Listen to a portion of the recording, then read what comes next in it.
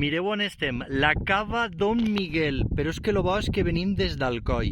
La cava Don Miguel està considerada com la més gran de totes les que registren la Comunitat Valenciana per aquest incipient comerç de la neu que hi havia en tota aquesta zona, vol dir que eren els diferents aprofitaments que es feia de la serra, tant la cava, calera, ventisqueros i tot, com en este cas el comerç incipient de la neu. Esta és una cava del segle XIX, té 14,5 metres de diàmetre, 11 metres de profunditat i atentos, estem a 1.000 metres d'altitud. L'accés ha sigut un poc complicadillo, venint des d'Alcoi realment a peu a través del càmping de Mariola, i les càmeres de Quality Tours Mariola volen ensenyar-vos el que és l'accés a l'interior d'esta cava. El que és la part baixa, per on estem accedint, és prou fàcil, però sí que n'hi ha que anar molt en cuidado en totes aquestes caves i totes aquestes manifestacions arquitectòniques que estan abandonades, perquè moltes tenen el problema de que han anat deixant-se, han anat caent i són un verdader perill per a poder accedir. Li pegarem una volteta, mireu els contraforts, això pareix d'una església romànica, xaval. El que són els contraforts d'esta cava Don Miguel, que sempre s'ha catalogat com la més gran, la segona la cava gran o la cava arquejà d'Agres, i la tercera és la que està a la Font Roja. Este accés està més xunguillo. Podeu comprovar fins i tot que diferents dependències que tenia la cava estan un poc en unes condicions, són voltes, falses voltes per aproximació de fileres. Vol dir que no són bòvedes que els sillars actuen per compressió, sinó que van posant-se un damunt d'un altre.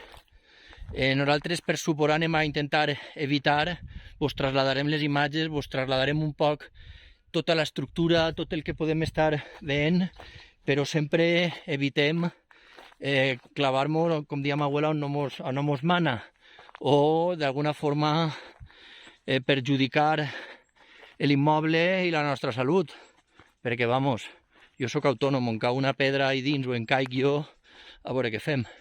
Esta seria la part superior, d'esta cava Don Miguel. Així mos limitat amb el pas perquè entenem que és ja la caiguda, mireu. Font-rotet estàvem ahí baix. En el vídeo estàvem ahí baix. Sí que em dóna la sensació de que és molt més ampla. És més ampla que la cava arquejà d'Agres, la cava gran d'Agres, que exactament està... Mireu on està el Montcabrer. A veure si hem dit... El Montcabrer està allà dalt, col·lega. També estava la cava del Buitre, es indicava per ahí davant. Però és flipant, el puesto on està, la zona on està ubicada, tot això que tenim ahí davant, ja és tot la província de València. Ahí a la dreta cau ja Agres, Alfafara, a l'esquerra Bocairent. Mireu. Quina verdadera passada.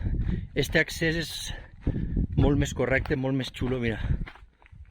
Uau, tio. Uf. Que flipe, que flipe. Tots aquests accessos era per a depositar la neu, per accedir els treballadors. I ahí aquelles cançonetes de Vaig a Calfate. Això a mi no m'ho dien tant, però a la meva germana jo crec que més d'una volta li va dir ma abuela, vaig a Calfate, perquè entraven ahí dins, en cançoncillets, posaven 1 metro de neu, després palla, i anaven prensant o saltant. Mira el Benicadell, allà davant és el Benicadell. Que verdadera salvatjà, senyores. Que verdadera passada tindre la sort i la possibilitat d'accedir i de tindre estos llocs tan xulos, propers de casa. Hem pegat tota la volta. De fet, veiem marques d'itinerari del que seria un pequeño recorrido. Una de les coses més identificatives i que més sorprenen a esta cava Don Miguel són aquests contraforts que podeu veure ahí. Mira, la bèstia. Tirurí, tirurí. Que guapo. Jo vaig vindre així de xaval, farà almenys 25 anys, i ara tinc la sort i puc donar gràcies de que tornem així.